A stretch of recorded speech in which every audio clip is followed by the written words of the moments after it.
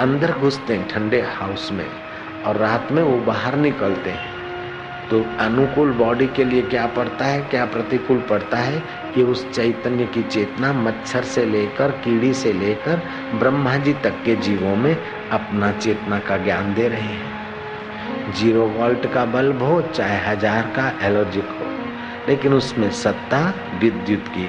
ऐसे ही छोटे से छोटा जीव हो चाहे बड़े से बड़ा देवता या ब्रह्मा जी हो, उसमें सत्ता उस सत्य और चित्त आनंद स्वरूप ईश्वर की है। तो सत्ता सब चीजों में देखी जाती है। दुनिया के सब विज्ञानी मिलकर भी एक बालू के दाने को नष्ट नहीं कर सकते। आप हम मिलकर एक बालू, रेती का दाना, उसको आप हम मिलकर नष्ट नहीं कर सकते। उसको माइक्रो कर देंगे, एकदम पाउडर का भी पाउडर कर देंगे, वो आंखों से ओझल हो जाएगा, लेकिन उसका अस्तित्व हवाओं में रहेगा या कहीं भी रहेगा। एक बालू का दाना हम लोग मिटा नहीं सकते उसको। हाँ लगेगा, हमारी कल्पना में लगेगा, लो घिस दिया, फूंक मार दी, मिट गया, नहीं, लेकिन उसका अस्तित्व यहाँ नहीं तो वहाँ है और है। ये भगवान का सत्य स्वभाव, उसका अस्तित्व। जैसे बालू का दाना नहीं मिटता तो तुम कैसे मिटोगे? जयराम जी की, तुम्हारा शरीर बिखर जाएगा, लेकिन तुम ऐसी चीज हो जो अबिखर हो, लेकिन तुम्हें उसका ज्ञान नहीं है, तुम उसका फायदा नहीं उठाते। जैसे धरती में धन गड़ा है तो न 5 वर्ष में दुगना होता है, न अभी आपके काम में आता है। ऐसे ही तुम्हारे हृदय में सत्य, चित्त और आनंद ईश्वर मौजूद है, लेकिन उससे हम लोग पूरा फायदा नहीं ले रहे हैं।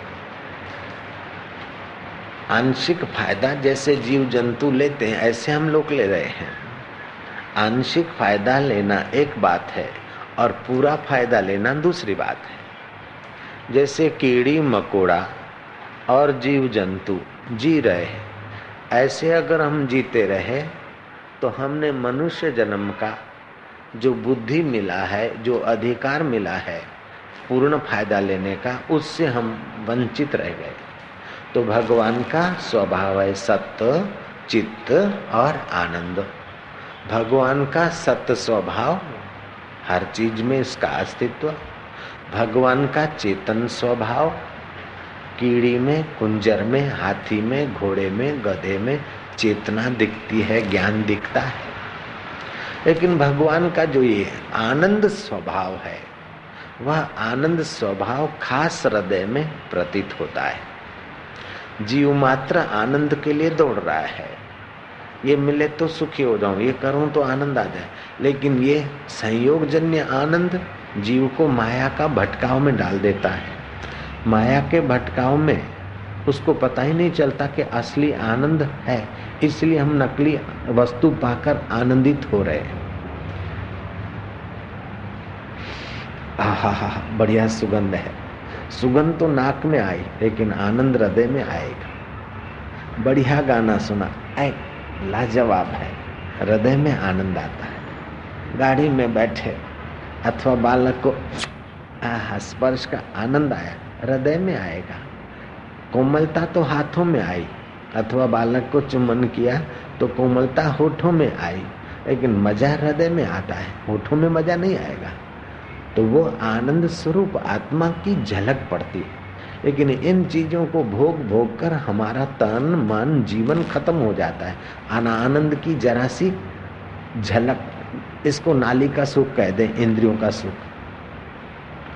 अगर सत्संग और सतगुरु मिल जाए तो भगवान के आनंद स्वभाव का अनुभव होने लग जाए, फिर बाहर से आनंद की गुलामी नहीं पड़ेगी। और बाहर से जो आनंद या सुख लेता है उसको बाह्य कर्मों में बंधना पड़ता है, बाह्य आकर्षणों में बंधना पड़ता है, बाह्य जिम्मेदारियों में बंधना पड़ता है। अंत में बाह्य चीजें जो मिली है छोड़कर मरना पड़ता है, और वासना रह जाती तो फिर वहीं आकर जन्म लेना पड़ता है, और जन्म का बड़ा भारी दुख है। जैसे किसी को सारे शरीर में सुइयां भोंको, एक साथ, तो क्या हालत होगी। ऐसे जन्म माता के गर्भ में गर्भाग्नि जब पकाती है तो जीव को दुख होता है। माता का रज और पिता का वीर्य लिक्विड चीज होती है, उसमें से हड्डियां बनना कोई मजाक की बात नहीं है, बड़ा लंबा प्रोसेस है। फैक्ट्री में तो कोई चीज 2 घंटे में बनती है, गन्ना डाल दो और 8 घंटे में शक्कर होकर निकलती है। किसी बड़ी फैक्ट्री में 6 घंटे में शक्कर होकर निकलती है। गन्ने का रस डाल दो, 4 घंटे में शक्कर होकर आ जाएगी। लेकिन ये माता पिता के शरीर में रजवीर है और 4 घंटे में बालक पैदा हो गया, ऐसा नहीं। इसका तो बड़ा लंबा प्रोसेस है। उस समय इस जीव को बड़ी पीड़ा होती है और ये पीड़ा सहता है वासनाओं के कारण। जन्म का दुख, फिर जब प्रसूति होती है तो माता के अंग से पसार होता है कोमल शरीर, उसको जो प्रेशर का दुख तकलीफ होती है, 100 बिच्छू एक साथ काटे ऐसी उसको पीड़ा होती। फिर बड़ा हुआ, पेट में दर्द है या पीड़ा है, माँ बेचारी क्या करे क्या जाने। गूंगा छोरा कुछ बोल नहीं सकता, खाली रोता है।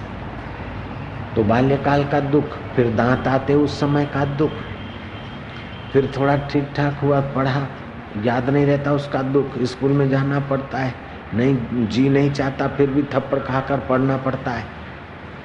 फिर पढ़े लिखे नौकरी के लिए भटके, नौकरी मिली नहीं मिली, मिली तो रोज साहब को, धंधा मिला तो ग्राहक को, और नौकरी मिली तो साहब को, क्लाइंट को, उनको रिझाओ, बॉस को रिझाओ, कैसे भी करके 2 पैसे कमाए। फिर income tax, sale tax, surcharge, flat लिया, बुक कराया, अभी मिल नहीं रहा, बुक कराया 2 साल हो गए, अभी नहीं मिल रहा है, आशीर्वाद करो। कभी कभार बाजार चढ़ गई तो जिनके पास पैसे उन्होंने लिया वो खुशी मनाते, जिनके पास कम पैसे वो छाती टूटते। लेकिन जो खुशी मना रहे उनको भी कोई प्रॉब्लम, फ्लैट का काम कच्चा है, मेंटेनेंस खर्च ज़्यादा आता है, आमदनी से खर्च ज़्यादा हो गया, अथवा खर्च से आमदनी ज़्यादा होती तो सेटिंग करने का प्रॉब्लम, कम होती है तो भी सेटिंग करने का प्रॉब्लम, बराबरी चलता है तो कोई बचत नहीं हो रही, मेरा क्या होगा। दूसरे का मकान देखता है, दूसरे की गाड़ी दिखता है तो जलता है। इनका ऐसा है, अपने पास कुछ नहीं। लेकिन अपने से भी जो छोटे हैं उधर नजर नहीं जाती। 40 लाख वाला फ्लैट में रहता हूँ, लेकिन किसी का देखा 2 करोड़ का तो देखो इन लोगों के, हमारे पास कुछ भी नहीं। इस प्रकार का दुख न जाने दिन में कई बार चुभता रहता है। अंत में जिसने 2 करोड़ का फ्लैट में रहा, जिसके पास 10 फ्लैट है, वो भी मर जाता है और राख छोड़ कर जाता है, और जो झोंपड़े में रहता है वो मर जाता है, वो भी राख छोड़ जाता है। दोनों का दी बिगिनिंग एक और दी एंड भी एक। बोले तुम मेरे को पहचानते?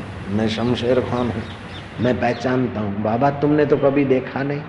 बोले हमने सबको देखा, तेरे को ठीक से देखा है। स्टार्टिंग में लिक्विड था और अंत में राख हो जाएगा। बीच में तू अपने को जो भी मान ले, जो भी संभाल ले, कितना दिन संभालेगा।